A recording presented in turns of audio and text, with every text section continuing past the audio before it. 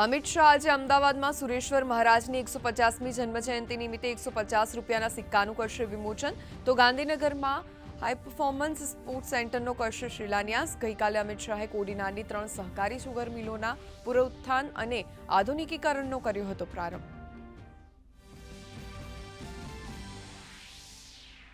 ત્રિપુરામાં ભાજપ સરકારના 2 વર્ષ પૂરા થતા યોજાશે બેઠક। જેપી નડ્ડા અને બીએલ સંતોષ પક્ષની મહત્વપૂર્ણ સંગઠનાત્મક બેઠકમાં લેશે ભાગ।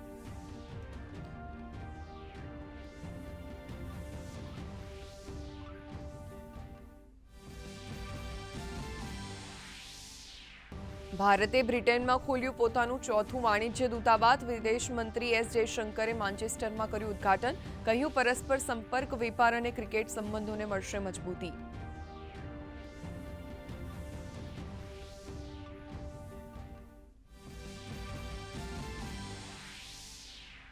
ઇઝરાયલ હમાસ વચ્ચે ફરી અશાંત વાતાવરણના એંધાણ। ઇઝરાયલ અને હમાસ વચ્ચે સંઘર્ષ વિરામ સમજૂતીનો બીજો તબક્કો શરૂ થતા પહેલા ઇઝરાયલે હમાસ પર બંધકોને મારવાનો કર્યો આક્ષેપ।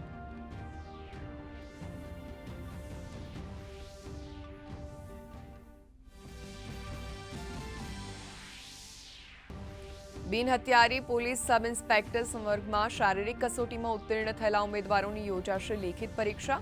13 એપ્રિલના રોજ એક જ દિવસમાં લેવાશે 2 પેપર।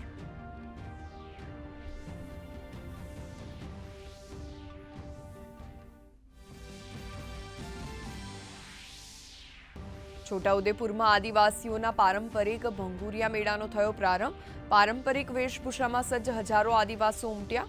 મેળામાં ઢોલ, નગારા, વાંસળીના તાલે ટીમલી નૃત્યની રમઝટ જામી।